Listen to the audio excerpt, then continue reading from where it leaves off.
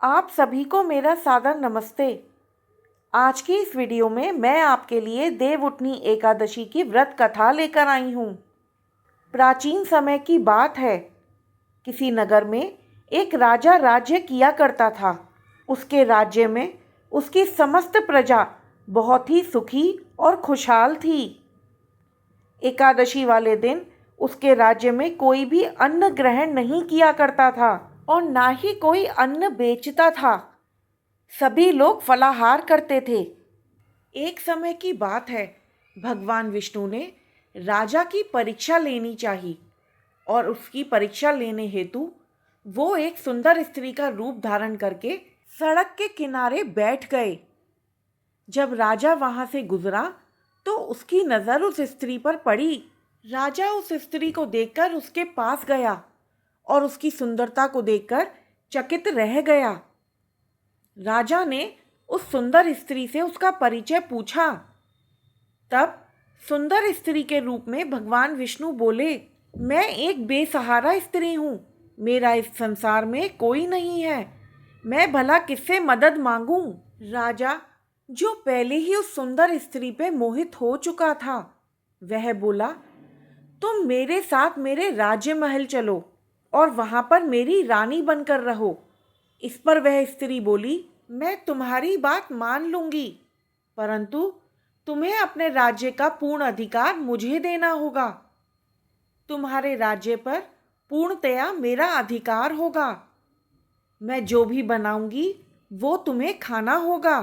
राजा ने उसके रूप से मोहित होकर उसकी सभी शर्तें मान ली और उसे अपने साथ अपने महल ले गया और वहां जाकर उसने उस सुंदर स्त्री से विवाह किया और उसे अपनी रानी बना लिया। अगले ही दिन देवउठनी एकादशी थी। उस सुंदरी ने यह आदेश दिया कि बाजारों में बाकी दिनों की तरह ही अन्न बेचा जाए। उसने महल में आदेश देकर मांसाहारी भोजन पकवाया और फिर उसे राजा के सामने परोसकर राजा को वह मांसाहारी भोजन खाने को कहा। इस पर राजा ने बड़े आश्चर्यचकित होकर कहा, रानी, आज तो देवउठनी एकादशी है और मैं आज के दिन सिर्फ फलाहार ही करता हूँ। मैं इस तरह का भोजन ग्रहण नहीं कर सकता। इस पर उस सुंदरी ने राजा को उसकी शर्त याद दिलाई और उससे कहा कि आपको मेरे कहे अनुसार ही सारे कार्य करने होंगे।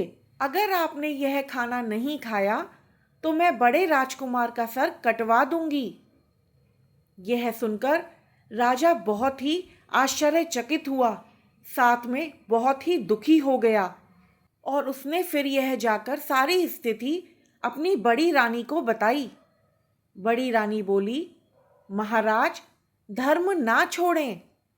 आप बड़े राजकुमार का सर कटने दें। बेटा तो फिर भी मिल जाएगा, किंतु धर्म नहीं मिलेगा। और यह कहकर बड़ी रानी रोने लगी। तभी वहां पर बड़ा राजकुमार आ गया। उसने जब अपनी माँ से रोने का कारण पूछा तो बड़ी रानी ने राजकुमार को सारी बात बता दी। तब बड़ा राजकुमार बोला, मैं अपनी बलि देने को तैयार हूँ, किंतु पिताजी का धर्म नष्ट नहीं होने दूंगा। अगले दिन धर्म की रक्षा के लिए राजा अपने बड़े बेटे की बलि देने को तैयार हो गया।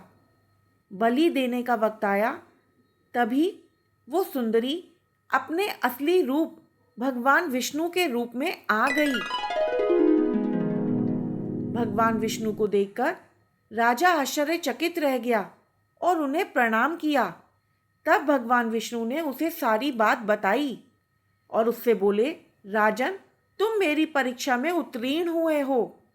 भगवान विष्णु ने प्रसन्न मन से राजा को वरदान मांगने को कहा। तब राजा बोला, भगवान, आपकी कृपा से मेरे पास आपका दिया हुआ सब कुछ है। आप अपनी कृपा और आशीर्वाद इसी प्रकार बनाए रखें और मेरा उद्धार करें। कुछ ही समय बाद वहां पर एक विमान उतरा। राजा ने अपना पूरा राज्य अपने बड़े बेटे को सौंप दिया और उस विमान में बैठकर परम धाम को चला गया। हे भगवान विष्णु, जैसे आपने राजा का उद्धार किया, वैसे ही इस कथा को कहने वाले, सुनने वाले सभी प्राणियों का उद्धार कीजिएगा। जय श्री हरि विष्णु।